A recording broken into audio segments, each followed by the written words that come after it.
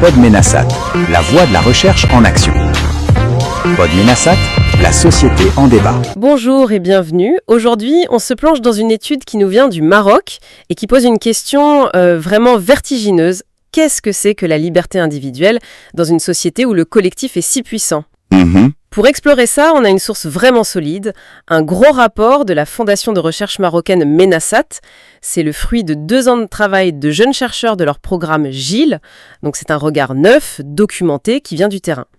Notre mission, c'est de comprendre les paradoxes que cette étude met en lumière, et il y en a un paquet. Oui, et ce qui est vraiment fort avec cette étude, c'est leur méthode. Ils ne se sont pas contentés de chiffres, d'un grand sondage national auprès de plus de 1300 personnes. Ils sont aussi allés beaucoup plus loin, avec 80 entretiens très approfondis. Ah, d'accord. Et c'est cette double approche qui change tout. On a les grandes tendances, le quoi, et on a aussi le pourquoi derrière. On entend les gens, leurs mots, leurs justifications, leurs peurs. Ça donne une finesse à l'analyse qu'on voit assez rarement. Alors justement, entrons dans le vif du sujet. Il y a un truc qui m'a sauté aux yeux dès les premières pages, une sorte de grand écart monumental. Le rapport nous dit que dans les faits, dans la vie de tous les jours, les comportements se libéralisent, notamment chez les jeunes. Mais en même temps, le discours public, ce qu'on dit, ce qu'on affiche, reste ultra conservateur. C'est ça, le paradoxe est là.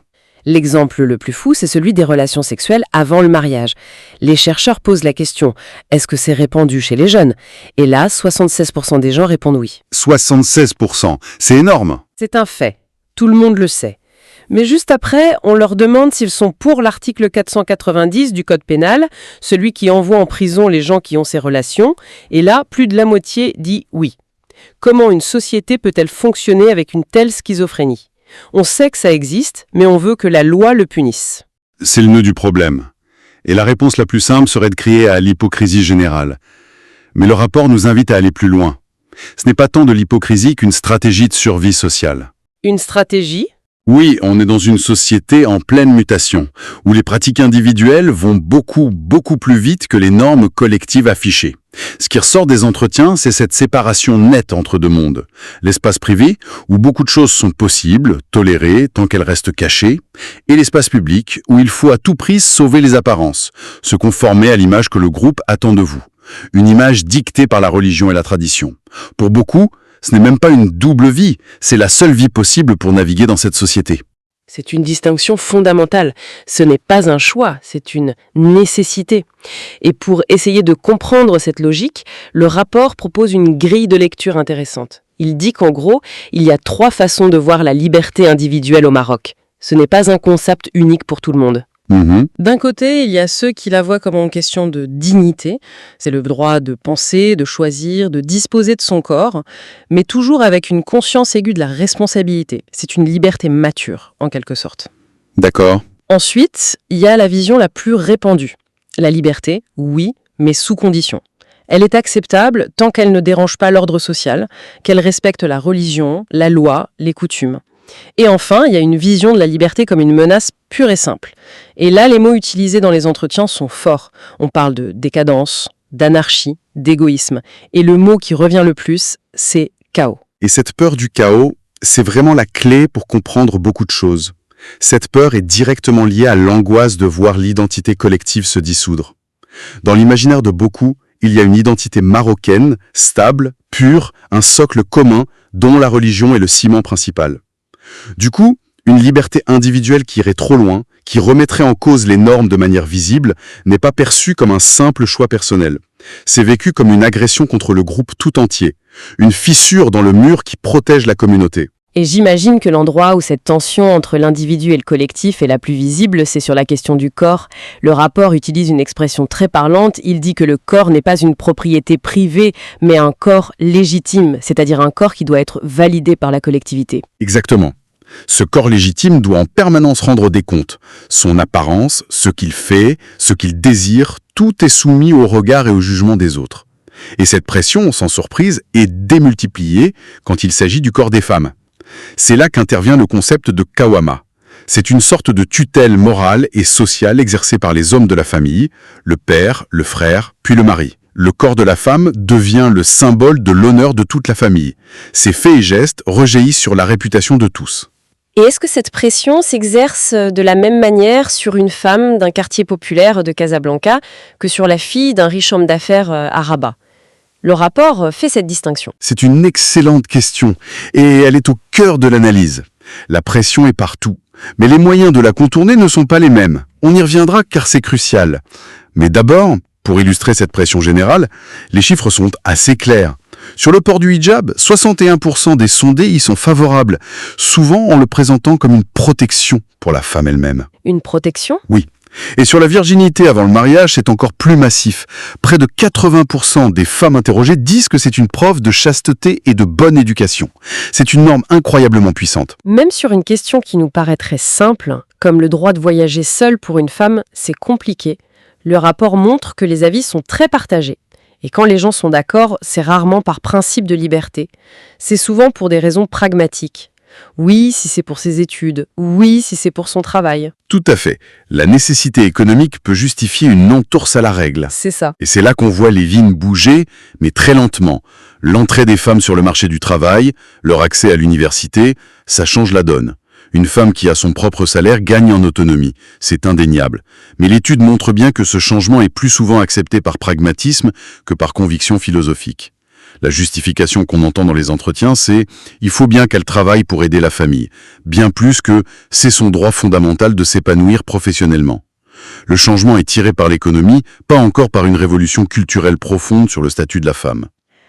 Et cette idée que le corps appartient à la communauté, j'imagine qu'on la retrouve aussi quand on parle de ce qui se passe dans la tête des gens, comme la foi. On retrouve exactement la même logique.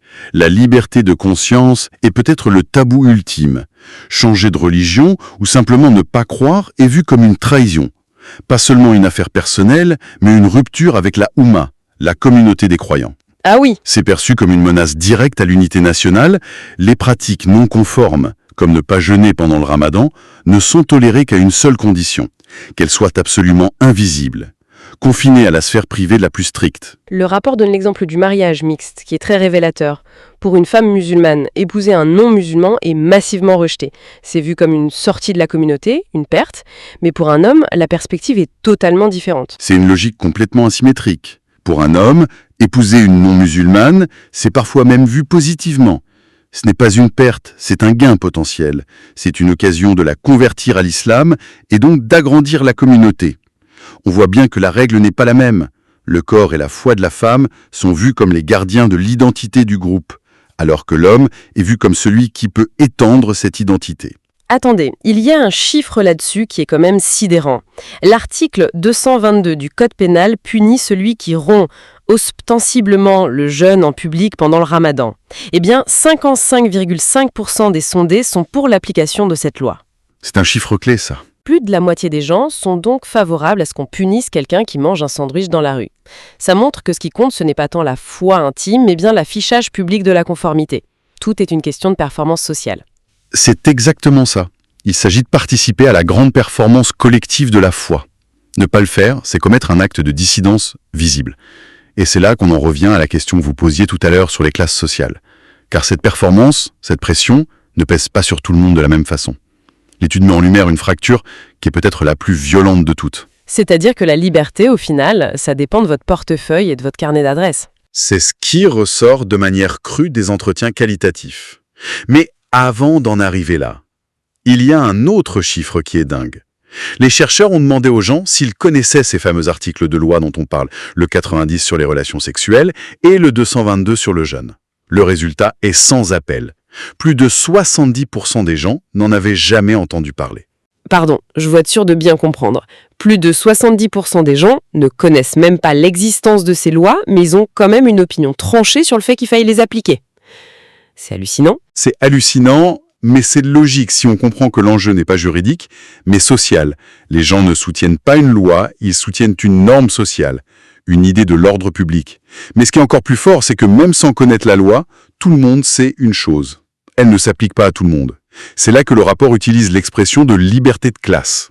D'accord. Les témoignages cités dans le rapport sont d'une lucidité brutale. On lit des phrases comme « Celui qui a l'argent et le pouvoir vise sa liberté sans contrainte ». Un autre dit « La loi ne s'applique qu'aux pauvres ». Des pratiques illégales comme l'avortement par exemple sont perçues comme accessibles pour celles qui peuvent se payer une clinique privée discrète et coûteuse.